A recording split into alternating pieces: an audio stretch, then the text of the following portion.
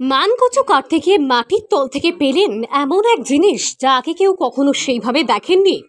স্বাভাবিকভাবেই এমন ঘটনায় চক্ষু চড়ক গাছ হয়ে যায় এলাকার মানুষদের, কেননা তারা এমনও হতে পারে তা তারা আগে কোনো দিন শোনেননি।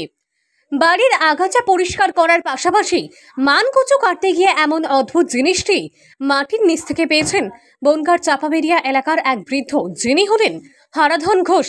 মানকচু কাটার সময় তিনি মাটির নিচে বড় আকারের পোড়া মাটির রঙের মতো জিনিস দেখতে পান। প্রথমে তিনি ভেবেছিলেন ওটি হয়তো মালসা হবে, এরপর ধীরে ধীরে মাটি খুঁড়তেই দেখা যায় সেটি মালসা নয়। কিছুক্ষণ পরে মাটি খোঁড়ার পর তিনি দেখেন ওটি একটি কাঁঠাল। আমি কচু গাছ তুলতে এসছি, এই যে কচু, এই কচু তুলতেছে, এবার লাল মতো দেখি যে মনে করে মালসা হবে মাটির মধ্যে। এইবার মাল আসলে খুলে দেখি যে কাঁঠাল, ওই শিকড়ের সঙ্গে লাগানো, তখন তুলে নিয়ে গেলাম। এরকম ঘটনা আগে ঘটেছে কখন? না, আমি কোনো দেখেই নি, চোখে শুনেও নি কানে। প্রথমে কি ওল ভেবেছেন নাকি? হ্যাঁ, না, ওল মনে করছে মালসা, ওল গাছ তো কেন নেই। এবার আমি কচু তুলতে মনে করি যে ভোগের মালসা টালসা কেউ ফেলেছে, এরকম মনে হবে।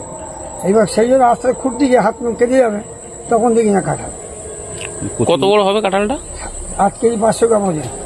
মাটি খুঁড়ে কাঁঠালটি তোলার পর ওজন করে দেখা যায় ওজন হয়েছে 8 কেজির বেশি।